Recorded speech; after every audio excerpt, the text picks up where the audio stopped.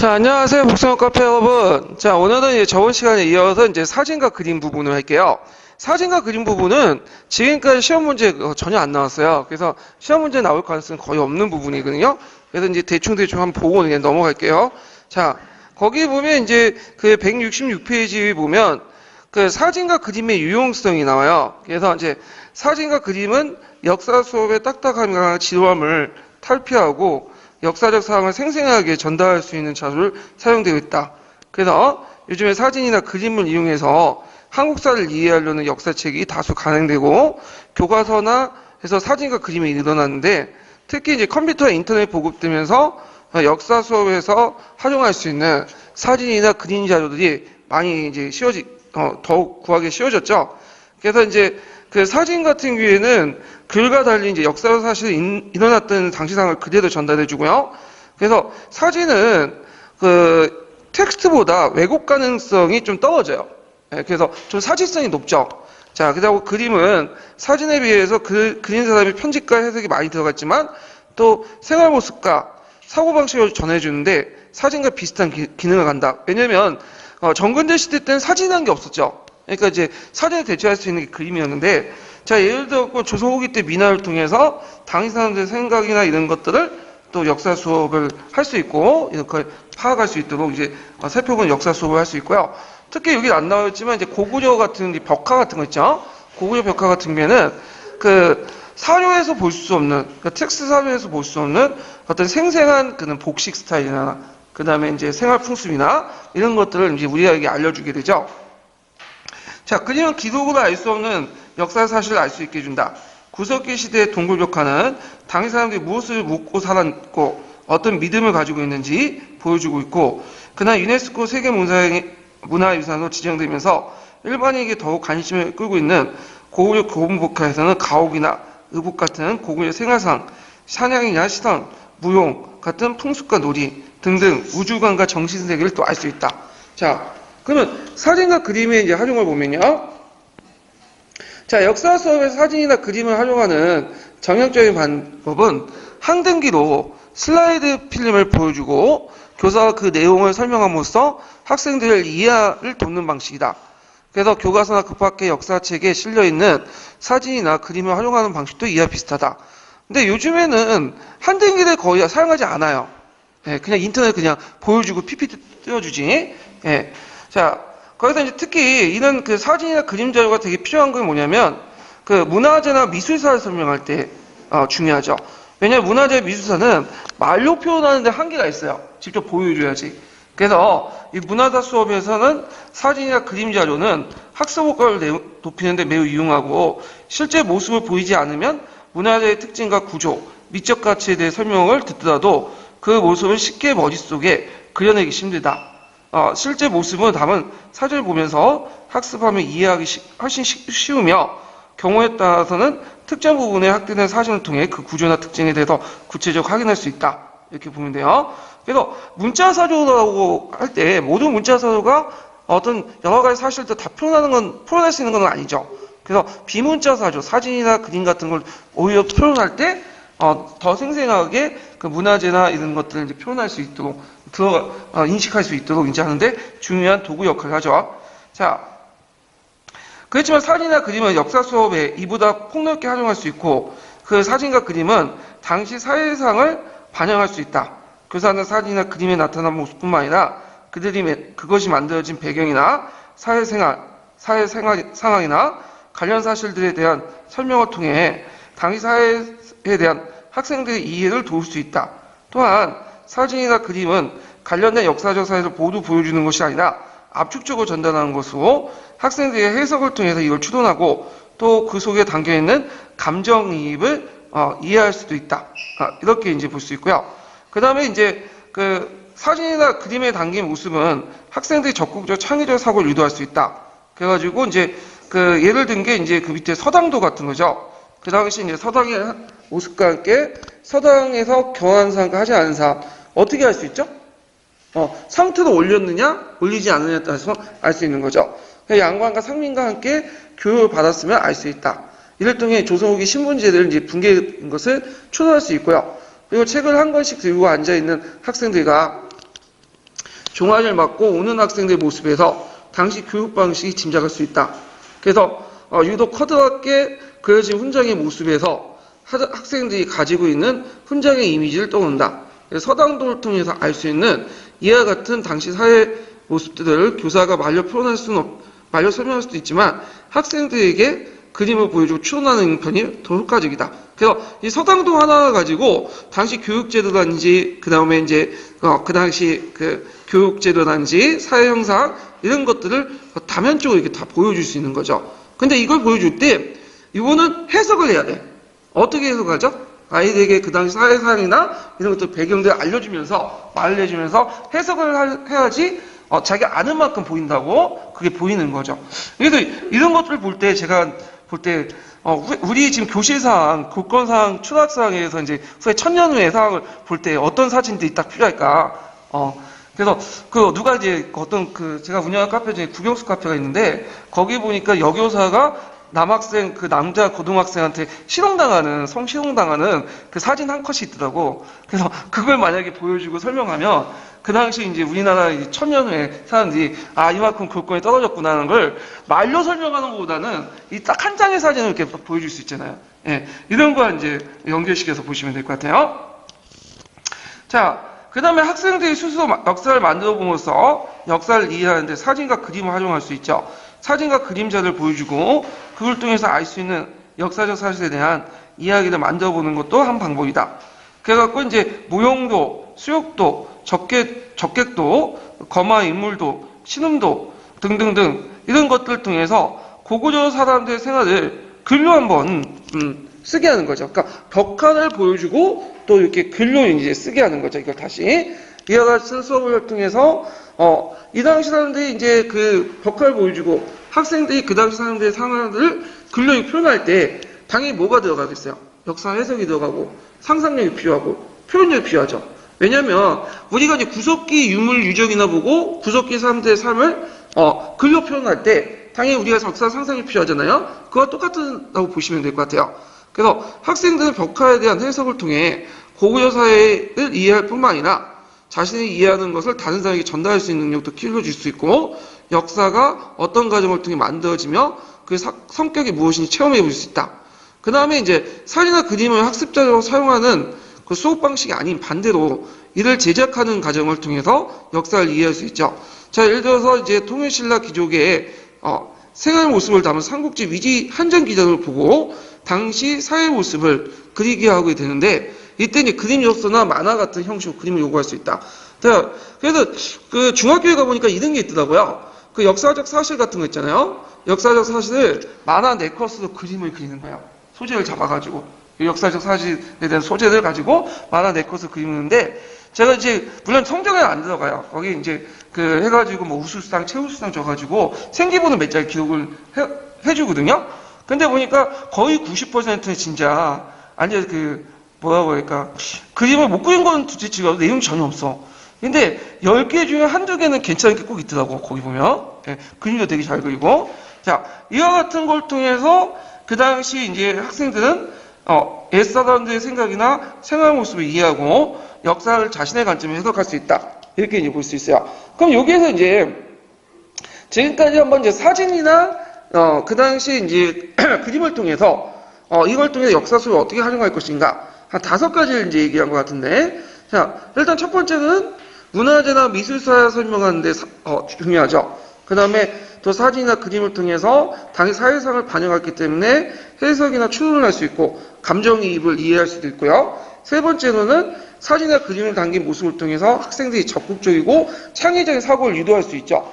그 다음에 네 번째로는 이제 학생들이 스스로 역사를 만들어 보면서 역사를 이해하는데 사진이나 그림을 활용할 수 있고요. 대표적인 게 이제 여러 가지 이제 그림을 통해서 그 글을 표현하는 방식이죠. 그래서 그걸 통해서 뭐 학생들의 역사적 해석, 상상력, 표현력을 길러줄 수 있고 전달력도 길러줄 수 있고 그 다음에 역사가 어떤 과정을 통해 만들어지며 그 성격을 체험할 수 있고요. 마지막으로 사진과 그림을 학습자가 사용하는 수업 방법이 아니라 반대로 직접 제작해서 만드는 방법이죠. 그래서 사료를 주어주고 그걸 통해서 만화나 이런 걸 통해 그려보는 거. 그래서 5가지 방법을 통해서 뭐냐면 사진이나 그림을 이용할 수 있다. 이런 것들을 이제 얘기를 했고요. 자, 그 다음에 음성과 동영상을 보자. 그래서 이제 그 보통 음성과 동영상을 멀티미디어라고 하죠. 문자, 그림, 음성, 동영상 등 다양한 전달 방식으로 혼합되어 있는 매체인데 그중에 역사 속에서 많이 활용할 멀티미디어 자료는 동영상과 음성 자료다. 특히 동영상은 음성이 함께 들어가 있으므로 그 자체가 멀티미디어 자료라고 할 수 있다. 자, 초기에 이제 역사 수업에 활용할 때 동영상은 TV에 반영된 프로그램이죠. 그래서 이때 이제 다큐멘터리라든지 문화적 소재나 역사 교양물 이런 것들을 크게 넣었고, 뭐 비디오 테이프를 제작하여 보급했다. 그래서 이제 뭐 예전에 NHK에서 그 1980년대 반영 시크로드라는 게 있어요. 그 다음에 KBS에서 역사 스페셜 이런 것도 이제 많이 했죠. 이거는 이제 그 역사 스페셜은 지금도 많이 이용해요. 종영된 지가 한참 됐죠. 최근에는 이제 역사 스페셜이 아니라 이제 이게 뭐라 하죠? 이름을 까먹었는데 역사 스페셜 대신에 거기 역사 전원인가요? 이걸 그날 맞아. 그날 하는데 그날은 솔직히 말해서 이해하기는 쉬워요. 한 편을 딱 보면 이해하기 편한데 이게 이해하기 쉬워 구성되다 보니까 학습 자료도 좀 뭐냐면 사용하기가 좀 불편해. 그런데 역사 스페셜 같은 경우에는 이제 사진 동영상이잖아요. 그래서 그걸 편집을 해서 PPT에 집어넣는 경우가 있거든요. 물론 통째로 보여주면 안 되고 되게 5분이나 10분 정도 이 정도 이제 보여주면 효과적일 수 있죠. 그래서 얘들이 떠들더라도 역사 스페셜 그 동영상 보여주면 한동안 좀 조용해. 근데 그것도 한 10분 정도야. 왜냐면 역사 자체에 관심 없는 애이기 때문에 아무리 좋은 걸 보여줘도 잠깐 눈은 끌 수 있어도 그게 뭐냐면 공부는 안 돼. 그래서 이제 하여튼 그런 용어로 사용할 수 있죠.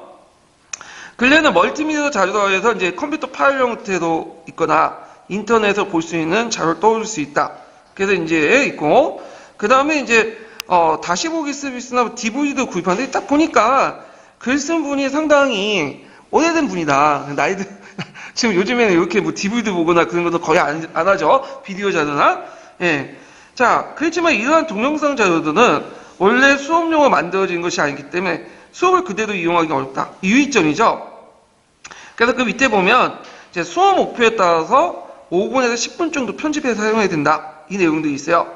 그래서 이제 그 밑에 보면 교사는 동영상을 수업 계획에 따라 편집해서 사용된다. 그래서 한 5분에서 10분 정도 사용해야 된다. 이렇게 있고 그 동영상 길이는 20분 넘지 않도록 바람직하다. 왜냐면 20분이 넘어가면 얘들이 집중력이 떨어지기 때문에 떠들어 또. 예. 그래서 잠깐 이제 한계시키는 데 사용하는데 상당히 좋은 것 같아요. 제 생각에는. 자, 그러면 관련된 이제 형성평가 문제를 이제 풀어볼게요. 자, 107페이지 펴보세요.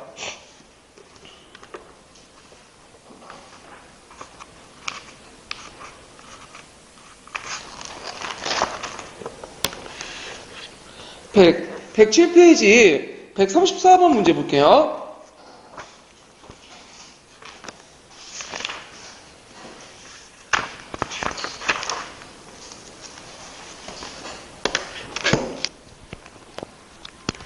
자, 다음 설명하고 있는 학습 자료들을 역사 수업에 활용할 때 정형적인 방법을 말해보고 이 방법을 이용할 때 유용한 점을 3가지 제시해 보시오. 이렇게 했거든요.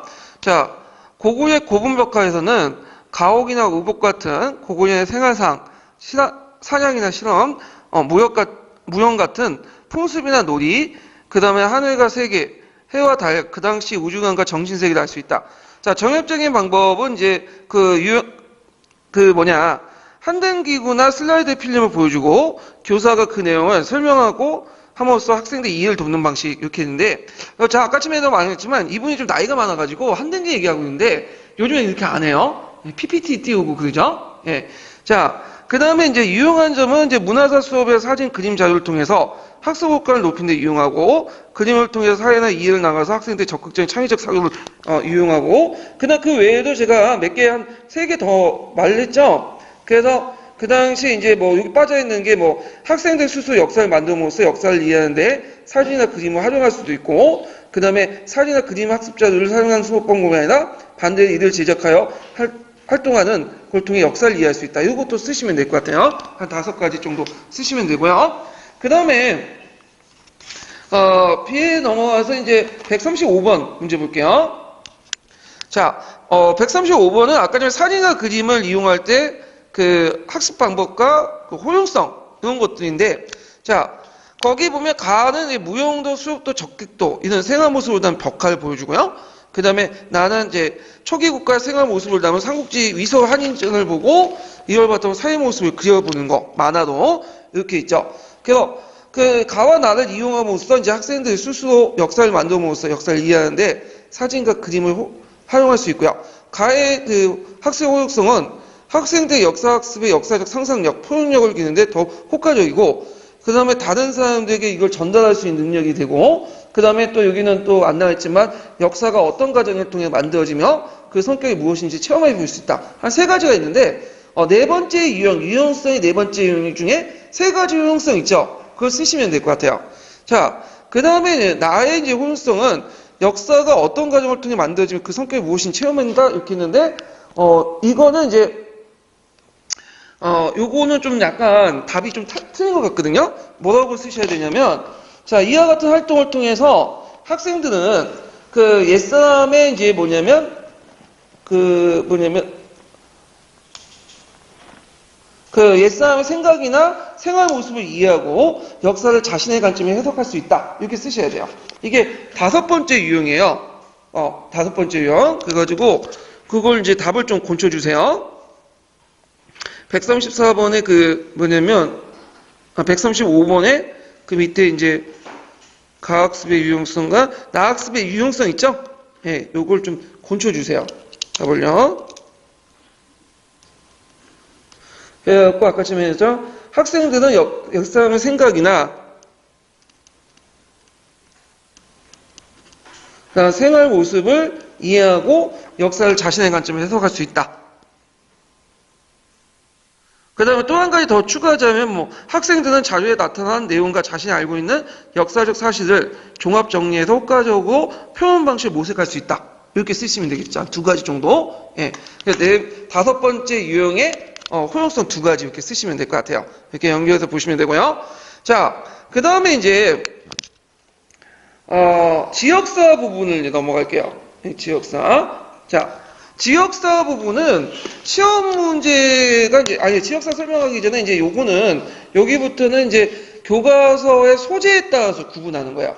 뒤에는 형태죠. 앞에는. 그래서 소재에 따라서 이제 지역사 자료부터 해서 여러 가지 이제 형태로 이제 구분하는데, 먼저 볼게 지역사인데, 이 지역사 자료와 관련된 내용에서 예전에 기출문제에 한 문제 딱 나왔어요. 그게 이제 향토사 나온 거 있거든요. 예. 그리고 이제 그 객관식 기출문제 때 단독 문제는 나오진 않았지만 약간 지지와 관련돼 갖고 한번 시험 문제 나왔어요. 그래서 근데 지금까지는 단독 문제는 나올 가능성은 없어요.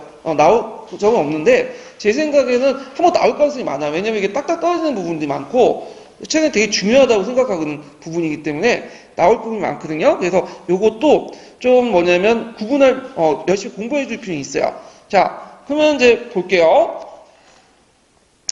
근래 지역사에 대한 관심이 크게 높아지고 있다. 자, 이러한 형상은 지방자치제의 전면적인 시행 이후 각 지역을 중심으로 한 문화가 활성화되고 있는 사회 변화와 함께 정치나 교육 정책이 영향을 받은 것이다. 1990년대 들어 지방자치제가 시행되면서 지방자치단체들이 지역사에 많은 관심을 가지게 되고 각 시군의 향토지가 발간되고 향토 자료관들이 만드는 경우가 늘어났다. 그래서 시군문화원이나 자치단체의 지원을 받은 향토사 단체를 중심으로 지역사 자료를 발굴하여 정리하고 지역사를 연구하는 작업이 활성화됐다. 자, 역사 교사들도 지역사 연구에 활발하게 참여하고 있으며 지역사 학습도 늘어나고 있다. 역사학계에서는 지역사에 대한 관심이 높아지고 연구는 늘어나고 있다. 역사학계에서도 종래의 국가사 일부로 지역사 연구가 되거나 산발적 형태로 진행되었던 것을 뛰어넘어 전문학회가 만들어지고 학회지도 생겨났다. 그래서 지역사를 주제로 한 출간과 연구 논문의 숫자도 크게 늘어났다. 자, 그 밑에 좀 마지막 달라고 보면요. 자, 지역사 교육에 관심이 왜 높아진 이유를 이제 설명하고 있죠. 학생들이 자신의 생활하는 공간에서 일어났던 일에 매우 흥미를 가지고 있을 수 있다. 이게 장점이죠. 전반적인 지역사의 장점. 그래서 학생들은 지방을 5도 양계에 나누고 그 아래 주, 부, 군, 현호 두었다든가 지방을 팔도로 나누고 부, 목, 군, 현을 두었다는 사실보다는 우리 지역이 어떤 것을 가진 사람에 의해서 어떻게 통치되었는가에 더 많은 관심을 가지고 있다. 그래서 고려청자에 대한 어떤 종류가 있으며 어떤 용도에 사용되었는가 보다는 우리 지역에 있는 가마트에서 어떤 청자가 생산되었으며 생산된 물건이 어떻게 처리되는가를 구체적으로 생산한 역사의 모습이다. 이렇게 있고요. 자, 그 다음에 이제 지역사의 장점들이 나와요. 그 지역사의 장점들이 이제 보면 한 세 가지가 있는데 이 지역사의 장점은 전반적인 지역사에 관련된 내용이죠. 그래서 지역사가 국가사에 비해서 하나 유용한 점은 현장 답서를 통해서 역사를 직접 눈으로 확인할 수 있으며 여러 유형의 자료를 활용할 수 있다는 점이다. 자, 그래서 이제 예를 들어가지고 뭐 대구에 사신 분들은 경주나 서울보다는 대구에 어디 가는 게 편해요? 팔공산 거기 가는 게 편하겠죠. 그래서 공산전투 해가지고 그렇게 이제 볼 수 있고, 제가 사는 곳이 양주인데 양주에 보면 해암사가 있어요. 그래서 해암사지 가는 게 훨씬 더 편하겠죠. 경주에 거기 석굴암 가는 것보다는. 예. 자, 그 다음에 이제 두 번째로는 지역사는 국가보다는 과거 사람들의 모습을 더 생생하고 구체적으로 볼 수가 있다. 왜냐하면 직접 가서 눈을 보고 하기 때문에. 그 다음에 세 번째는 지역사 연구는 일반 민중이나 사상이나 생활, 문화에 대한 많은 관심을 가지게 되며 이를 위해 책이나 유적은 물론 그 당시 그 간습이나 풍습, 민속의 무형자료도 중요시 여긴다. 그래서 지역사의 장점 세 가지가 이렇게 나오고 있어요. 그 다음에 이제 1980년 후반 이후에 이제 제5차 교육과정부터 교육과정이 지역화를 표방하게 되고, 그래서 각 시도의 학교별로 교과목이나 수업 시수에 어느 정도 융통성을 둔다는 의미다. 이와 같은 각 지역별로 학교 교육에 융통성을 두는 존치는 결과적 교육 내용의 지역화에 영향을 줄 수 있는데, 요거는 이제 고등학교보다는 되게 초등학교 교과서에 많이 들어가 있는 것 같아요. 제가 볼 때 뭐 중학교, 고등학교 교과서는 그렇게 보는 내용이 없거든요. 예. 그래서 이제 초등학교 좀 많이 들어갔고, 중학교는 약간 좀 들어가 있고요. 예. 그건 이제 쭉 나와 있죠. 그래서 초등학교 부분은 이제 건너뛸게요. 이제 초등학생을 가르치는 게 아니니까요. 자, 그래서 다음 장 넘어가면 그 중학교 내용을 볼게요. 중학교 1학년 그 사회 첫 번째 단원도 지역과 사회탐구라는 제목 안에 지역의 역사와 지위, 제도를 소재로 사회과 학습의 방향을 제시하고 있다. 그래서 이렇게 있고, 그 다음 6차 교육과정과 달리 7차 교육과정 10종의 교과서가 간행됐기 때문에 그 당시 교과서마다 다른 지역을 소재로 삼고 있으며 학생들 입장에서 학교별로 각 지역나 역사나 지를 배우고 있는 셈이다. 등등 해가지고 뭐 중학교에 이런 것도 있다고 넘어가시면 될 것 같아요. 자, 그 다음에 지역사 개념 볼게요. 자, 요거는 지역사 개념은 상당히 중요해요. 예, 그래서 별표 하나 쳐놓으세요. 지역사 나오면 아마 여기 부분이 나올 것 같아요. 제 생각에는. 예, 지역사는 우리가 이제 지역사라고 얘기하는데 이제 지역사 큰 범위의 지역사고 그 지역사 안에 세 개의 부류가 좀 나눠볼 수 있어요. 그게 뭐냐면 향토사, 지방사, 지역사. 요때 마지막 세 번째 지역사는 작은 범위의 지역사죠. 예. 그래서 이제 그 향토사, 지방사, 지역사의 각각의 개념의 특징, 그 다음에 장점, 단점, 이런 것도 좀 기억을 해주시면 될 것 같아요. 그래서 예전에 한번 시험 문제 나온 것이 향토사가 나왔어요. 향토사.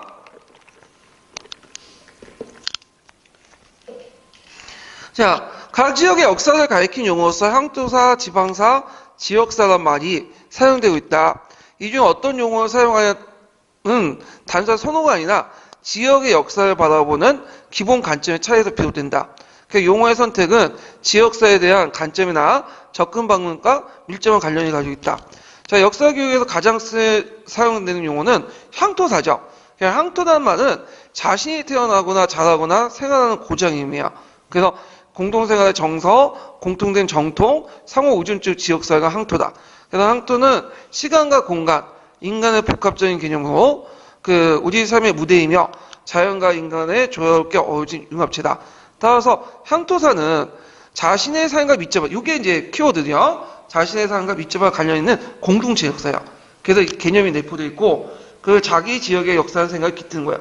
그래서 향토사는 내가 거주하고 있는 주변의 역사를 향토사라고 하는 거야. 심지어는 서울에 거주하고, 내가 송파나 이런 데 거주하면 이 송파의 역사도 뭐가 되는 거야? 향토사가 되는 거예요. 예, 그러니까 서울의 역사에서 중앙사가 아니라 서울에 살더라도 그 서울에 있는 주변의 역사들은 다 향토사다. 이렇게 좀 기억을 해두시면 돼요. 자, 이 때문에 이제 향토사를 공부하는 사람은 예양심을 가지게 됐다. 자, 향토사의 용어를 써야 한다는 주장하는 사람들은 역사 연구나 교육은 주체적 관점이 이루어져야 한다고 생각한다. 그래야 자신의 관점에서 역사를 이해하고 해석하며 역사의 전개 과정을 능동적으로 참여할 수 있다. 국가사의 관점에서는 각 지역에서 역사를 접근하는 것은 주체성을 상실하여 지역의 역사를 국가사의 종속적인 걸 만들 수 있죠. 그러니까 국가사라는 건 뭐예요? 중앙 집권적 역사죠. 예, 특히 우리나라 같은 경우에는 그 중앙 집권적 역사가 되게 강하기 때문에 대개 보면 항상 중앙의 기준으로 해갖고 역사가 서술돼. 이런 식으로 연구를 하다 보면 향토사 지역의 역사는 주체성이 상실되고 국가사에 부속된 역사가 돼버린 거죠. 예. 자, 자연의 향토사에서는 각 지역의 역사 변화를 설명하고 다른 지역과의 관련성보다는 그 지역의 정통이나 독자성, 고유성에 관심을 가지고 있다. 그렇지만 이런 것도 또 뭐냐면 문제점이 내포되고 있죠. 왜냐하면 이게 두 가지 나오는데 자기 지역의 정통이나 고유성을 너무 강조하다 보면 객관적 역사를 인식하기 어렵죠. 예. 그 다음에 예양심을 가지고 역사를 서술하거나 공부하다 보면 자기 미화도 흐를 가능성이 있어요. 그래서 국수주의, 배타주의 이렇게 흐를 수가 있죠. 저도 이제 살고 있는 지역이 양주인데 양주가 살기 되게 좋은 지역이거든요. 근데 주변 사람들 되게 무시하더라고 양주에 살면. 예. 그 양주의 역사에 대해서 저는 나름대로 자부심을 갖고 있는데, 근데 다른 사람 입장은 또 왜냐면 양주가 좀 약간 좀 외곽 지역에 있잖아. 그러니까 좀 무시당할 소재가 있는데 저는 그 객관적인 말을 듣지 못하겠어요, 주로. 예. 그래서 객관화시킬 수 없는 그런 문제점이 있어요. 예.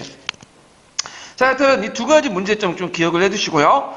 자, 그 다음에 이제 그 역사학계에서 지방사란 말도 또 많이 사용된대요. 지방사는 뭐에 대비된 말이냐면 중앙사에 대비된 거야.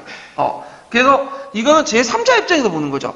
그래서 이제 역사의 일반적인 관점이나 제3자 입장에서 역사를 연구하는 거고, 향토회나 예양심보다는 실증적, 객관적, 합리적 연구를 강조한다.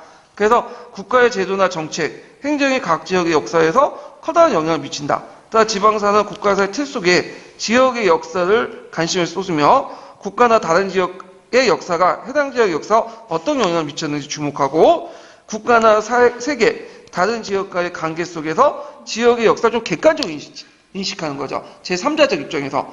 근데 이제 객관적인 건 좋은데 이것도 문제점이 있어요.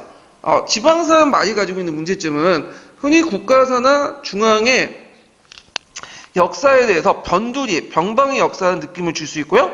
그 다음에 또 두 번째는 지방사 관점에서 각 지역의 역사의 독자성을 무시하고 중앙사나 국가사의 변화에 종속된 걸 보기 쉽다. 그러니까 지방사가 국가사 안으로 들어와서 그 종속된 역사를 본다. 그래서 지방의 역사를 변화시키는 주체로서 지역사의 역할을, 사람들의 역할을 무시할 우려가 있다. 이렇게 보시면 되겠죠.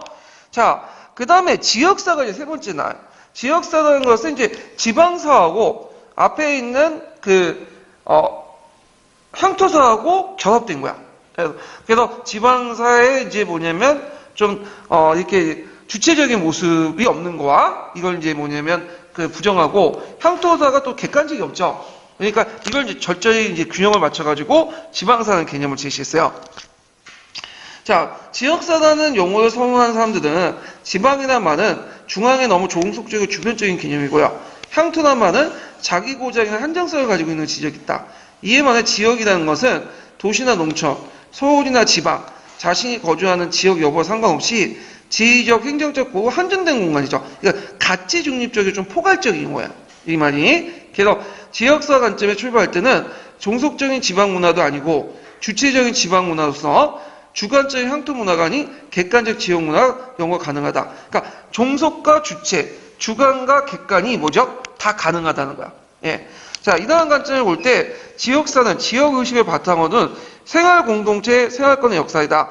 그래서 지역사는 지역사에 대한 종합적이고 과학적 연구를 통해 사회발전 법칙을 규명할 수 있고, 지역사를 주장하는 사람들은 외화성과 정통성 내부의 연구를 연구한다.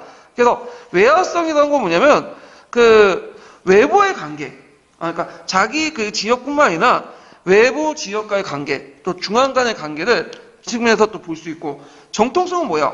지역 내부의 독자적인 관계죠. 이런 것들을 동시에 이제 추구할 수 있죠. 자, 이를 통해 민중의 주체적 입장에서 역사를 바라보고 지역사, 국가사, 세계사들의 통일적인 관점에서 파악할 수 있다. 그러니까 여기에서 이제 말한 거는 지역사의 장점을 지금 얘기하고 있죠. 그래서 지역사의 장점으로서 이제 세 가지 되었어. 종합적이고 과학적 연구를 통해 사회적 법칙을 구명할 수 있고요. 그다음 외화성과 정통성 양면을 역사를 연구할 수 있고, 또 민중의 주체적 입장에서 역사를 바라보며 지역사, 국가사, 세계사를 통일적 관점에서 파악할 수 있다. 이 세 가지 쓰시면 되고요. 근데 또 문제점도 있어요. 지역사에. 문제점은 두 가지가 나오는데, 그러면 지역사가 이렇게 규정되면 지역사를 보는 관점이 역사일본을 보는 관점과 특별히 구분이 안 된다. 그러니까 지역사를 이렇게 한다 해도 그러면 지역사가 보통 우리가 말하는 그 역사를 하는 그런 관점하고 일반적인 역사 관점하고 뭐가 다르냐? 그거 똑같지 않냐? 이런 것도 있고요. 그 다음에 두 번째는 그 일부에서는 지역사 연구가 지역 연구에 나오는데, 원래 지역 연구는 그 모티브 매개로 세계를 파악할 수 있다는 의미 공간적 인식으로 제국주의 국가의 정책 수단으로서 비롯된 걸 지적한다. 이런 건 이제 뭐냐면 지역사라는 말 자체가 어디 나오냐면 제국주의 국가들이 그 식민지를 통치할 때 나온 말이에요. 그래갖고 예를 들어갖고 이제 그 영국의 입장을 볼 때 인도는 뭐가 되는 거야? 지역사죠. 일종의. 그 영국 애들이 인도사를 되게 많이 연구했어요. 그래서 지금 인도사를 만든 그 거의 기반은 영국 애들이 다 깔아준 거야. 왜냐면 인도는 원래 자체가 역사가 발전되지 못한 나라죠. 철학이 발전된 나라지. 그리고 그 일본 애들이 중국에 대해서 연구 많이 하잖아요. 일본은 그 중국을 지역이라고 해. 왜냐면 일본이 중요하고 얘네들은 하나의 자기 병방 지역사라고 생각하고. 왜 중국사를 이렇게 열심히 공부하냐? 중국 사람보다. 중국을 지배하기 위해서는 뭐죠? 중국 역사가 알아야 되잖아. 그리고 조선사도 되게 열심히 했어요. 예. 그래서 물론 이제 그 왜곡된 방향으로 연구했긴 했지만 그것도 이제 조선을 뭐라고 생각한 거야? 자신의 지역을 보기 때문에 지역사 연구한 거죠. 그래서 이를 의미해서 제국주의 국가들이 식민지 지배를 독립한 나라 여전히 지배력을 유지하는 수단으로서 택한 연구가 이 지역 연구라는 거야. 그 후에도. 그렇기 때문에 이 지역사를 계속 쓰면 물론 의도하진 않지만 어떤 그 부정적인 효과를 갈 수 있냐면 제국주의 국가가 선단 지역 연구의 역사의 느낌을 피할 수 없는데 구태여 그 영어를 쓸 필요가 있겠느냐? 이런 말들 이제 하고 있는 거죠. 자, 그래서 그 앞에 이제 그 세 가지 정리했죠. 지방사, 지역사, 그냥 향토사. 그리고 각각의 특징들과 왜 그런 것들이 나왔는가. 그 다음에 장점, 단점. 이거 꼭 기억을 해 두셔야 돼요. 자, 그러면 이제 또 이제 저를 다시 주제를 넘어가서 그 176페이지 두 번째 이제 단락을 보면요. 자, 지역사 개념과 관련해서 또 하나의 문제가 된 건 지역의 범위예요. 예. 그래서 지역사는 지역이나 공간적 범위와 역사의 시간적 범위를 같이 포함되어 있는 개념이죠. 그래서 지역을 어떻게 공간적 범위를 정할 것이냐, 이것도 문제가 돼. 자, 흔히 사용하는 방법은 지금 기점의 행정구역에 따른 구분인데 행정구역에 따라 지역의 범주를 나누는 방법이 가장 쉽고 명확하다. 그래서 현재 교육과정에서 이 기준을 가지고 얘기를 하고 있죠. 예. 자, 그렇지만 그게 문제점이 세 번째 단락이 이제 나와요. 행정구역 단위로 지역의 범위를 나누면 한 두 가지 정도 문제가 있어요. 첫 번째로는 뭐냐면 행정구역이 현재의 기준을 가지고 구분하는 데 비해서 지역사의 과거의 지역 개념이죠. 그래서 과거의 행정단위가 오늘날 같지 않으며 어떤 지역의 행정구역도 바뀐 경우가 있다. 다만 우리나라의 경우에는 유럽 등지에 비해 행정구역 변화가 거의 심하지 않은 편이다. 특히 조선후기 이래는 별다른 변화가 없기 때문에 이 문제점 지역사회에 큰 지장을 주지 않는다. 여기에서 이제 그 행정구역이 지금 행정구역과 좀 다를 수가 있어. 그러니까 제일 피해를 입은 게 양주 지역이죠. 제가 살고 있는 양주가 원래 그 예전에 고려시대부터 양주목이라고 해서 중요한 행정구역이었고 그 의정부, 동두천, 남양주 지금 오늘날 서울 북부권까지 다 포함되어 있죠. 심지어는 지금 한양이라고 부르는 지역까지 다 포함되는 건데 나중에 조선시대 근대 넘어가면 다 떼어졌잖아. 그래서 지금은 조그만 동네밖에 안 되는데 자, 그럼 양주사를 공부할 때는 그 예전에 조선시대까지 이제 고려시대까지 하면 어디를 가지고 경계를 삼아야 되냐. 참 이게 애매하죠. 예. 자, 그 다음에 두 번째 문제는 행정구역이 인구를 단위로 하고 있다는 점이다. 같은 등급의 행정구역이라도 공간적 크기가 차이가 있죠. 예컨대 서울등표시 같은 경우에 구와 지역에 사는 시는 같은 행정단위죠. 그래서 면적에는 몇십 배 차이가 나는 게 보통이다. 예를 들어갖고 서울특별시 역사, 서울의 역사와 포천의 역사를 공부한다고요. 그러면 서울하고 포천을 비교할 때 포천은 진짜 서울의 한 구의 인구보다는 뭐예요? 훨씬 적어요. 10만 명도 안 될까 말까 하니까. 근데 넓이는 포천이 서울의 2배야. 그러면 이 범위가 완전히 다르죠. 스케일이. 근데 인구의 밀도에 볼 때는 완전히 또 다르단 말이에요. 이럴 경우에. 자, 지역사는 인구는 물론 공간적인 구매에도 많은 영향을 받는다. 공간의 크기에 수십 배 차이가 있는 지역의 역사를 같은 단위는 것은 문제가 있다. 그래서 서울의 역사와 포천의 역사를 할 때, 포천의 역사가 오히려 더 많을 수가 있어. 서울의 역사보다. 예. 근데 이제 인구가 많다고 해서 서울을 한 단위로 뽑아가지고 같이 다니는 문제가 있고, 포천이 인구가 적다 해서 조그맣게 다룰 필요는 없다. 조그맣게 다뤄가지고 공부할 문제가 있는 거죠. 그래서 이런 것도 이제 문제가 있고, 지역사회 단위가 또 되는 게 이제 뭐냐면, 세 번째 이제 문제점이네요. 예, 경제권, 교통권, 생활권을 구분할 수 있는데, 잠깐만. 이게 이제 두 번째까지는 이제 뭐냐면, 지역사회 이제 나눌 때 문제점. 행정단위 구역을 통해서 나누냐, 지금의 관점에 나누냐, 과거의 관점에 나누는 거고, 그 다음에 또 행정이 인구 단위가 있기 때문에 그 공간적 규모에도 많은 영향을 미치고 공간의 크기가 수십 배 차이인 지역의 역사를 같은 단위로 다룰 것인가 이런 것들이 문제가 있는 거고 자 그 다음에 또 여기에서 지역의 기준을 또 어떻게 나눌 것이냐 가지고 이제 나눠볼 수 있는데 경제권, 교통권, 생활권 이렇게 나눠볼 수 있죠. 그 다음에 뒤에는 또 문화권을 가지고 또 얘기해 볼 수 있고요. 자 그러면 보면 지역사회 단위가 되는 지역의 기준을 경제권이나 교통권, 생활권에 따라 구분할 수 있다. 경제권은 사람이나 물자의 교류가 활발하고 상호 위존적이고 상호작용하는 경제적으로 긴밀한 지역을 얘기하는 거죠. 그래서 이제 예를 들어갖고 이제 서울하고 수도권을 같이 묶을 수가 있죠. 그렇게 이제 경제 단위가 비슷하고 대구 같은 경우에는 뭐 달성군이나 그 주변을 묶을 수가 있고 부산은 뭐 양산이나 창원도 같이 묶을 수 있죠. 왜냐 같이 경제권 있고 경제권하고 교통권인데 경제권 교통 비슷할 것 같아요. 왜냐면 경제적 활발하면 교통도 같이 연결되니까. 그래서 교통권 상호 조건이 용이하거나 사람들이 왕래하는 지역의 범위를 말한다. 생활권은 공동의 일상생활의 문화를 나누는 지역의 범위인데 이들의 기분은 실제 거의 비슷해요. 왜냐면 경제권, 교통권, 생활권이 같이 이루어질 수밖에 없어. 예. 그래서 이렇게 이제 볼 수가 있다. 그 다음에 지역사회 거리보다는 접근성을 가지고 나오는데 접근성은 교통권과 생활권에 큰 영향을 미친다. 그래서 경제권과 교통권이나 생활권에 밀접한 관련이 있기 때문이다. 이렇게 있고요. 그래서 생활하는데 필요한 상호 보완의 정도나 왕래 용이성 같은 조건이 지역사회 범위를 중요한 요인이다. 그래서 지금도 이제 예를 들어서 제가 살고 있는 양주 얘기해서 좀 미안한데, 예. 양주하고 의정부 같이 묶을 수 있어요. 왜냐면 의정부, 양주, 동두천 같은 생활권이거든요. 근데 양주하고 포천하고는 같이 묶을 수가 없어. 왜냐 거기는 그 투바이 고개나 원바이 고개가 하나 있어갖고 잘 왕래가 없어. 그러면 양주, 의정부, 동두천은 같이 묶어서 같은 역사권을 볼 수 있는데 지역사 용서하는데 양주하고 포천은 바로 옆 동네지만 같이 묶을 수가 없는 거죠. 예. 그거 각 지역마다 이렇게 있을 거예요. 예. 그래서 이렇게 이제 기억을 해두시면 될 것 같고요. 자, 그래서 이제 그 아까 전에 얘기했지만 정근대사는 더 그게 많아요. 하천이나 교통량에 연결되는 경우가 많기 때문에 이웃단 지역이라도 산이나 커다란 재를 막혀 있으면 서로 단절되는 경우가 많아요. 자, 예를 들어서 지금 강주하고 나주는 별 차이가 없죠. 왜냐하면 교속도라든지 그 다음에 그 기차가 왔다 갔다 하잖아요. 근데 정근대 시대 때 강주하고 나주는 천지 차이야. 왜냐하면 강주하고 나주는 산맥이 하나 있어요. 그 쟤를 넘어야 돼. 그렇기 때문에 힘들죠. 그 다음에 또 이제 그 경상도 북도 안에서도 북부권하고 또 그 밑에 남부권 좀 달라. 거기 소백산맥 있잖아요. 소백산맥 넘어가면 이렇게 갈라질 수 있고, 그냥 태백산맥에 따라서 같은 강원도에도 영동, 영서로 나누죠. 그래서 산맥이나 그 다음에 강이나 이런 걸 통해서 이렇게 또 생활권이 나눠질 수 있는 경우가 많아요. 특히 지금은 좀 그런 거는 좀 덜하지만 정근대 시대 때는 교통이나 이런 것들이 발달하지 못했기 때문에 이런 것들이 많다는 거죠.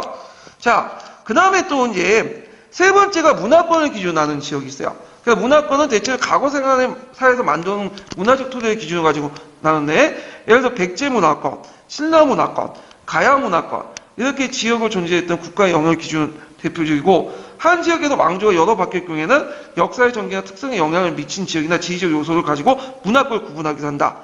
그래서 예를 들어 갖고 한강 지역 있죠. 우리가 이제 살고 있는 한강, 거기 백제 고구려, 신라가 왔다 갔다 하잖아. 접경 지역이니까. 그럴 때는 이제 한강 문화권, 그 다음에 영산권 문화권, 중앙문화권은 어디 부분이에요? 금강 쪽의 유역이죠. 그 금강 유역권은 그 삼국시대 때 서로 간에 뺏으려고 했던 지역이죠. 그러다 보니까 어떨 때는 고구려, 어떨 때 백제, 어떨 때 신라 막 넘어가잖아. 그럴 때는 하나의 이제 물길이나 이걸 중심이었고 문화권 나누는 게 좋다. 왜 물길을 가지고 나눌까요? 정근대 시대는 육상교통보다는 뭐가 발달됐죠? 수상교통로가 발달했기 때문에. 예, 이런 것들을 이제 볼 수가 있다. 그래서 이제 여기에서 이제 쭉 얘기를 하는 것을 이제 정리해 보면, 그 당시 지역사 개념을 나눌 때 이제 지역의 범위 문제에 대해서 이렇게 했는데, 지역의 범위를 나눌 때 첫 번째 기준이 뭐냐? 행정구역을 단위로 나누냐? 그때 두 가지 문제점이 있고요. 그다음 두 번째 이제 기준이 뭐냐면, 지역사 다닐 때 경제권, 교통권, 생활권을 구분하는데 실제로 비슷하다는 거. 예. 그러니까 세 번째는 문화권을 기준으로 나눈 거나, 그렇지 못할 경우에는 이제 문화권 기준으로 이렇게 나눈 거. 이게 세 가지 유형이 있어요. 예. 그래서 이제 이렇게 기억하고, 아마 이제 나오면 그 기준에 대해서 자체 세 가지 기준을 물어볼 수 있고요. 그러니까 첫 번째 기준에서 이제 아까쯤에 지금 행정구역을 나눌 때 기준의 문제점 두 가지 이렇게 물어볼 수가 있어요. 그래서 꼭 외워두시고요. 자, 그러면 이제 다시 넘어가서 그 뒷장으로 넘어가면 178페이지 보세요. 그래서 이제 그 결론이 나와요. 지역사 개념에 대한 결론. 그래서 지역사 수업에서 지역의 범위를 어떤 기준으로 설정할 것인가는 교사의 수업 서식에 따라 달라진다. 그래서 수업의 목적, 지역의 특성, 그 다음에 지역사 내용 구성 등의 지역의 범위를 결정하는데 영향을 미친다. 물론 여기에는 교사의 역사인식과 역사교육안이 개입될 수밖에 없다. 이렇게 보시면 되고요. 그 다음에 세 번째 지역사 자료의 종류와 성격. 그러니까 근데 여기에서 예전에 한번 시험 문제 나온 게 조선시대 때 지휘지가 조선 후기 때냐 조선 전기 때냐 한번 물어봤거든요. 13년 기출문제 물어본 건데 한번 보죠. 지역사도 역사이기 때문에 팩트를 바탕으로 하죠. 그럴 땐 자료가 필요해요. 사료가 필요하고. 그래서 그 지역사 자료에도 역사 자료의 모든 유형이 나타난다. 다만 국가사 같은 일반 역사 자료와 비교할 때 유형의 비중이 다 달라질 수 있다. 그래서 지역사의 자료의 범위를 고고, 미술사, 역사 유적, 기초 문헌 자료, 자연환경과 생활사 자료, 근대 현대사 자료를 구분하기도 하고, 국가의 지방 통치의 자료, 사족의 조직과 하민들의 지배 자료. 하민은 뭐야, 하민은? 이렇게 일반 백성들 말하는 거죠? 예. 민의 조직과 민속 자료, 기타 자료를 분류하기도 한다. 지역사를 이해하는데 이제 역사나 국가에서 발행한 문서가 매우 중요한데, 삼국사기, 고조사, 각종 지휘지가 있어. 거기 보면. 그 지휘지라는 것은 각 지역의 역사예요. 그래서 그 각 지역이 어떤 영역을 가지고 있고 기초 정보를 얻을 수 있는 거고요. 그 다음에 또 읍지조 있는데, 읍지조 같은 경우는 조선시대 때 많이 제작됐어요. 읍지조 같은 거는 이제 일종의 자연지와 인문지리적 역할을 많이 하거든요. 그래서 읍지에 보면 이제 그 지방에 이제 서원이 어디 있고, 산성이 어디 있고, 등등등 다 나와 있고, 읍의 역사에 대해서도 기록이 돼 있어. 자, 그래서 이제 조선시대 편찬된 인문지리서, 읍지를 말하죠. 자세한 자료가 쓸려 있다. 그 다음 조선 이전의 지리지들은 지방행정 영역에 소개하는데 머물고 있으나, 조선시대 때는 이 인문지리지, 읍지조나 국가에서 편찬된 각종 지리지는 자세히 적혀 있어요. 그래서 그 세종실록 지리지가 있죠. 세종실록 지리지는 어디에 있는지는 알 거야. 언제 만들어졌죠? 세종 때. 이거는 금방 나오죠. 그래서 자연이나 인문자를 담고 있고, 이 성종 때 편찬 신직 동국여지설락. 이게 왜 틀렸을까요? 네. 성종이 아니라 중종이죠, 중종. 책이 잘못됐어요, 이거. 네. 중종. 성종은 뭘 만들었죠? 동국여지슬람. 거기에 신증이라는 건 더 편찬됐다는 거야. 중종 때예요, 이거는. 예. 가끔씩 책을 읽다 보면 틀린 게 있어요. 틀려서 바로 고치는 것도 공부예요. 이것도. 예. 자, 조선 후기 땐 택리가 있다. 이 택리지는 이제 이름 정도는 기억을 해두세요. 이중환이 쓴 건데 이거는 이제 우리과에서는 강조하지 않았지만 지휘과에 상당히 강조되는 인문지휘서예요. 자, 고지도에도 지역에 대한 많은 정보가 담고 있는데 현재 남아있는 고지도는 조선 이후에 만들어진 것이며 조선의 지도에서 활발하게 제작된다. 고지도가 옛날 지도예요. 옛날 지도. 이게 우리가 생각하는 고대 중세 때 지도가 아니라 최근에 말하는 근세 때 지도예요. 예. 그래서 청구도나 대동여지 같은 첩도. 첩도는 뭐죠? 첩도는? 이게 뭐냐면 분철도라고 아시죠? 그래갖고 이제 이걸 날아가지고 이렇게 하는데 거기에 이제 그 청구도 대동여지 같은 큰 지도에 되게 그걸 이제 각 지역별로 이렇게 쪼갤 수도 있고 여기 이제 그림을 보시면 알겠지만 여기 이제 지역 단위로 해갖고 심리마다 다 기록을 해가지고 있고 산맥이나 이런 것들 해가지고 다 기록이 돼 있어. 물기나 이런 것들을. 그래서 최대한 이제 뭐냐면 객관적 기후를 통해서 그걸 이제 표시하는 지도들 이런 것들을 얘기를 하는 거죠. 그래서 그 당시 이제 지역 자연지도에서는 지형, 자연환경, 거리뿐만 아니라 경우에 따른 인문환경까지 포함되어 있고 역사 이해에 큰 도움을 준다.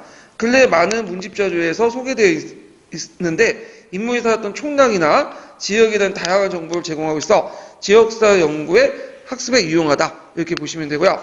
근데 이후에 이제 만든 지방지 같은 게 있는데 이것도 지역사 유인데 필수적인 자료다. 또한 국가의 통치기구나 조세의 재정 운영, 대민지배의 민의 동향을 다룬 자료도 지역사 이해하는데 기본적으로 필요한 거고 또 그 최근에는 이제 국가에서 비롯한 그 공식자료 비중이 줄어들고 문집이나 일기, 개인 남긴 자료 비중이 높아지고 있다. 특히 조선시대에는 문집이나 개인이 남긴 일기 같은 것들이 되게 많아. 조선시대는 기록의 역사잖아요. 그래서 그 사람들이 일일이 다 기록을 했어. 그래서 이게 생활사나 지역사 공부할 때 상당히 유용한 자료로서 또 활용되고 있거든요. 자, 그 다음에 이런 문자 자료 외에도 뭐 어떤 지도 자료 외에도 유적이나 유물 같은 이제 그 현장 자료도 지역사에 특히 중요하죠. 국가사의 유물 유적 자료는 수업 시간에 활용된다고 해도 직접 찾아보기 힘들죠. 자, 예를 들어서 사진이나 영상을 대체할 수 있는데, 예를 들어서 우리가 이제 경주에 뭐 석구남 이런 걸 우리가 1년에 갈 수 없고, 평양산 가고 싶다 해도 갈 수는 없죠. 예, 이런 것들. 근데 지역사는 금방 갈 수가 있어. 가까이. 반면 지역사 관련된 현장 자료들은 학생들이 사는 지역의 주변에 있어 접근이 이용하기 쉽다. 또한 자기 고장의 문화유산이라는 이유로 예전과 자부심을 가질 수 있고 지역사에 활용할 수 있는 유물과 유적에서는 선사 유적과 유물, 고분 유적, 그 다음 출토물, 불교 미술사적, 성지 감방 유적, 그 다음 유교 문화적, 도요지 등 유적 등 다양하게 할 수 있죠. 만약에 내가 연천에 산다면 전곡리 유적지 가보면 되겠죠. 전곡리 그 박물관 있어요. 구석기 박물관. 양주 같은 경우에는 해암사지 그런 데 갈 수도 있고요. 대구는 이제 팔공산 이런 데 갈 수가 있겠죠. 자, 지역사는 민중의 구체적인 생활사에 관심을 두기 때문에 지역사 학습자는 생활사와 또 관련돼 있죠. 그래서 생활사 자료에는 5일장과 옛길, 통업공과 문중주식, 그 다음에 총략 운영질서와 생활양식, 그 다음에 통속 음식과 특산물 같이 사람들이 살아가는 모습을 구체적으로 담는 경우가 많다. 또한 민속의례나 놀이문화, 토속어, 그 다음에 간습이나 풍습 같은 무형자료도 생활사 자료로 유용하다. 지역의 자연환경도 사람들이 커다란 영향을 미치게 되는데 자, 이것도 지역사에 다룰 수 있죠. 다만 이럴 경우에는 단순히 상, 강, 하천, 도로의 이름과 위치가 아니라 역사적 변체의 의미를 포함하는 게 있다. 그래서 그 당시 이름이랑 위치라는 것도 이름 특히 명칭도 역사적 의미가 되게 많아요. 그러니까 예를 들어 예전에 공산이라 불렀는데 그 당시 공산 전투 이후에 이제 그때 8명의 공신이 죽었잖아요. 그래서 뭐라고 보면 팔공산이라고 하죠. 그리고 김해라는 지역도 우리가 이제 그 왜 김해라고 하냐? 그 김자가 무슨 김자예요? 세금자죠. 세금자 김이라는. 그게 뭐냐면 세를 왔다 갔다 철의 바다라는 뜻이야. 그러니까 여기가 철 생산지라는 걸 알 수 있잖아. 그러니까 이름을 보더라도 이 이름의 어떤 연어를 통해서 이 지역이 예전에 뭐가 유명했는지 왜 이런 이름을 갖게 됐는지 분이 알 수 있다는 거죠. 자, 문헌자료에도 구술이나 신화, 전설, 민담 같은 것도 지역사 교육에 중요한 역할을 하죠. 그래서 항토의 정통이나 각 지역에 관련된 구체적 이야기들을 지난날 항토 사람들의 생활 속에 나온 거고 학생들의 흥미를 끌 수 있을 뿐만 아니라 구체적인 삶의 모습을 생생하게 볼 수 있다. 자, 이러한 자료들은 지역의 공동체 의식이나 지역의 성격을 파악하는 데 유용하다. 그 밖에 이제 그 자원인사 같은 인물 교재도 이제 활용하는 게 높다. 자원인사는 일종의 도움이죠. 관광 가이드 이런 사람들 이제 이야기하는 거죠. 자, 그러면 이제 관련된 내용들 이제 풀어볼게요. 형상평가 문제. 108페이지 표 보세요. 108페이지 136번 문제 볼게요. 자, 지역사 교육을 실시한 배경을 다음 내용을 바탕으로 서술해보고 지역사가 국가사에 비해 유용한 점을 두 가지를 서술해보시오. 그래서 그 학생들은 지방을 5도 양계 나누고 그 안에 주, 부, 군현을 두었다는 것보다는 사실보다는 이게 오타네요. 예. 자, 우리 지역이 어떤 버스를 가진 사람들에 의해 통치되었는가가 더 많은 관심을 가지고 있다. 이렇게 있는 거죠. 그러면 여기에서 이제 그 지역사 실시한 배경을 이제 보면 그 당시 이제 학생들이 자신의 생활 공간에 일어난 사실 더 많이 흥미를 가진다. 배경 또는 이유죠. 예, 이유가 더 낫겠네요. 거기가 그 개론서에는 이유니까 실시한 이유도 좀 고쳐주세요. 답안을. 자, 그 다음 유용한 점은 세 가지가 있죠. 현장 답사를 통해 역사를 직접 눈으로 확인할 수 있으며 여러 유형의 자료를 활용하기 쉽다. 국가사보다 과거 사람들의 모습을 더 생생하고 구체적으로 보여주기 쉽다. 그 다음에 이제 일반 민중의 사상이나 생활, 문화에 많은 관심을 가지게 되며 이를 위해 책이나 유적은 물론 간습이나 풍습, 민속 등 무형자도 중시할 수 있다. 이런 것들을 쓰시면 되고요. 그 다음에 137번 문제 볼게요. 가에 들어갈 말을 써보고 가의 의미를 말해보시오. 그 다음에 가의 용어를 써야 할 사람들의 주장 내용을 두 가지를 서술해보고 그 한계를 기수해보시오. 자, 역사교에서 자주 사용된 용어는 뭐뭐사다. 그 가의 명칭에 들어갈 게 뭘까요? 자신의 밀접한 관련된 향토사죠. 예. 그래서 향토라는 건 자신이 태어나서 자라거나 생활하고 있는 고장의 환경을 얘기하는 거죠. 이들이 이제 이 향토사를 강조한 건 뭐냐면 그 연구나 교육은 주체적 관점이 이루어져야 되는 생각. 그래야만 자신의 관점에서 역사를 이해하고 해석하며 역사의 전개에 능동적으로 참여할 수 있다.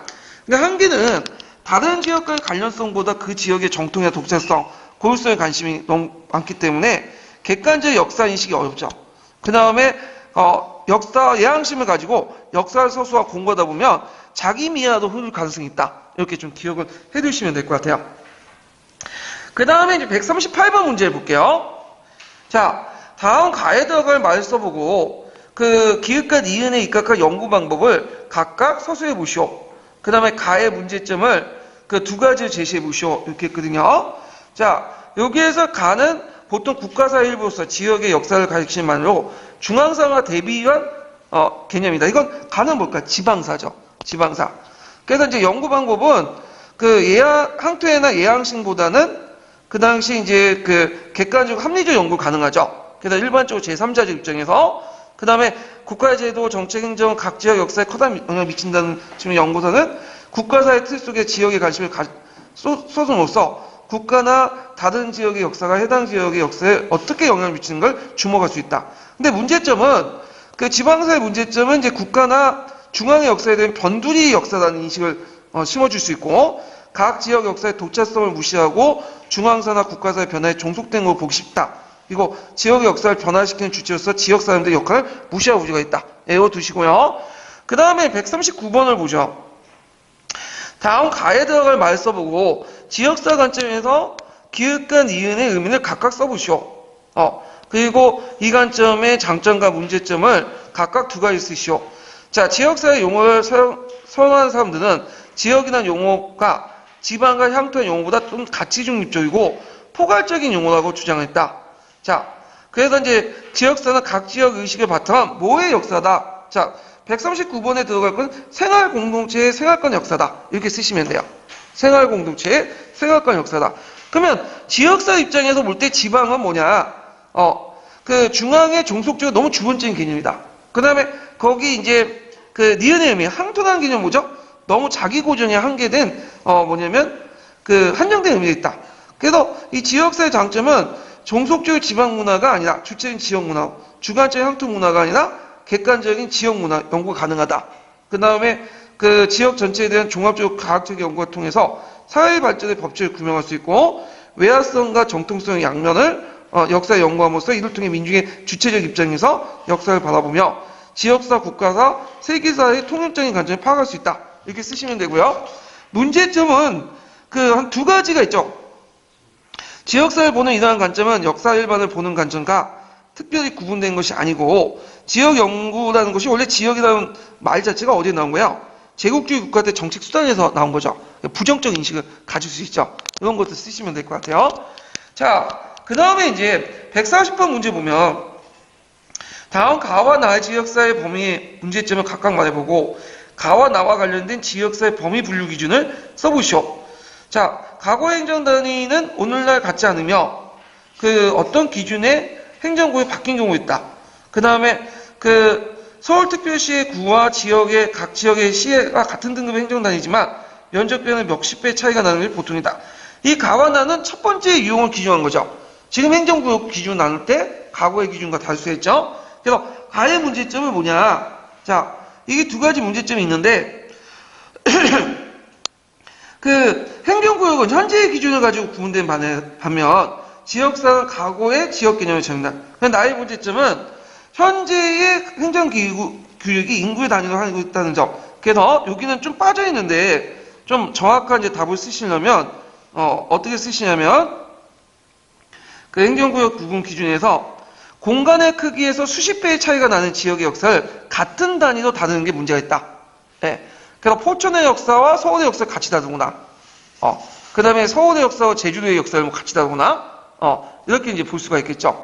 자, 그리고 이제 예를 들어갖고 이제 서울의 역사에서 성동구의 역사하고 포천의 역사를 이렇게 다루거나, 이렇게 이제 이런 문제점도 이제 들어갈 수가 있겠죠. 그래서 요걸 쓰시는 게 좋을 거예요. 공간의 크기에서 수십 배의 차이 나는 지역의 역사를 같은 기준에서 다룰 수 있다. 이렇게 좀 고쳐주세요.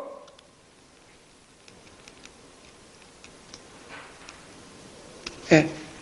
자, 그래서 이제 좀 고쳐주시고, 자, 그 다음에 이제, 가와 나와 관련된 지역사 범위 분류 기준을 쓰시오.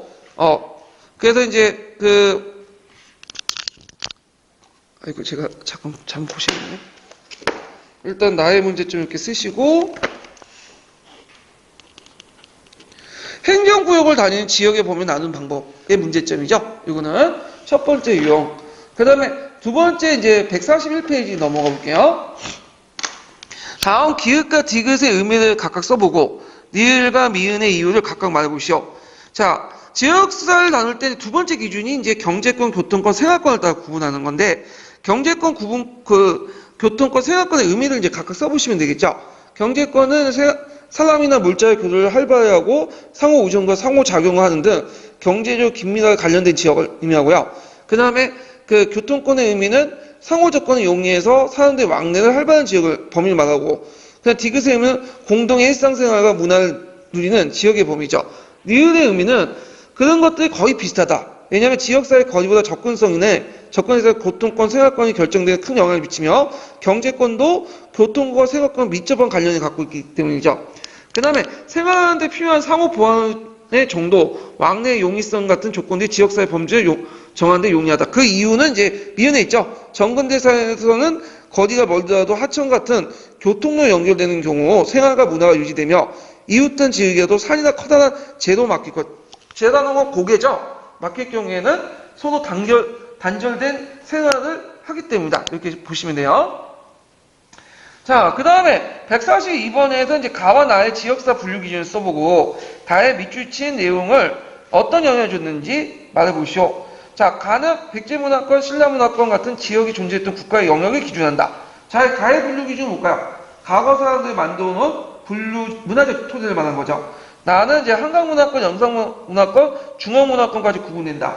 자, 한 지역의 여러 왕조가 여러 바뀔 경우에 역사의 전개 특성을 영향을 미친 지역이나 지리적 요소를 기준으로 문화권 구분하는 거고, 그 다음에 지역사 수업에서 지역의 범위는 어떤 기준을 설정하는 것인가를 교사의 수업 설계에 따라 달라질 수 있다.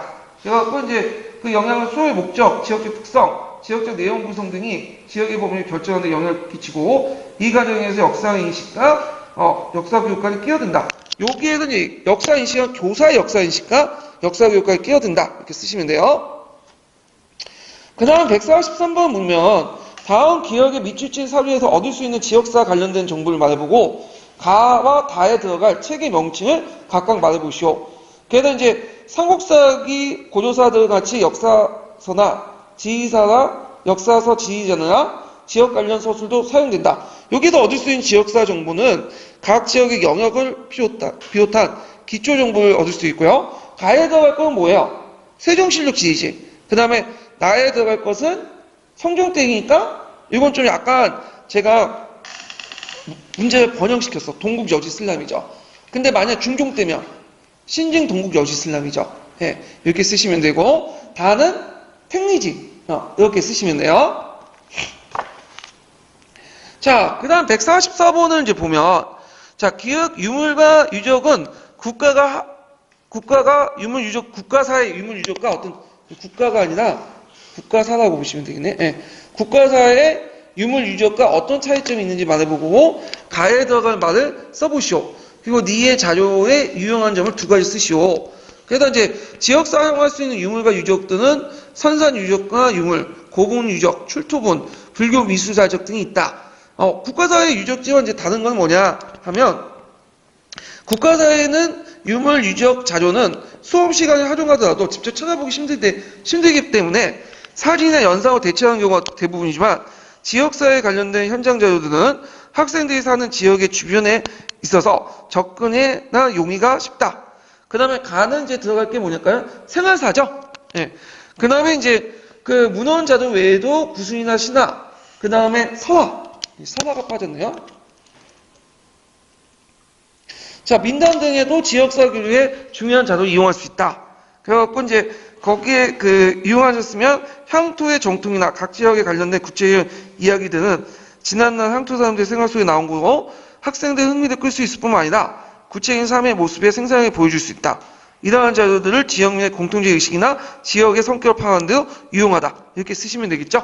자, 이렇게 해갖고 이제 지역사 관련된 내용들을 이제 살펴봤고요. 다음 시간에 이제 살펴볼 게 뭐냐면 박물관 자료예요. 예, 박물관 자료는 현장학습과 관련됐고 이 현장학습과 관련된 부분은 예전에 한번 기출문에 나왔던 부분이에요. 예, 그 파란색 부분도 같이 있죠. 그래서 이런 것도 연결시켜서 보시면 되고요.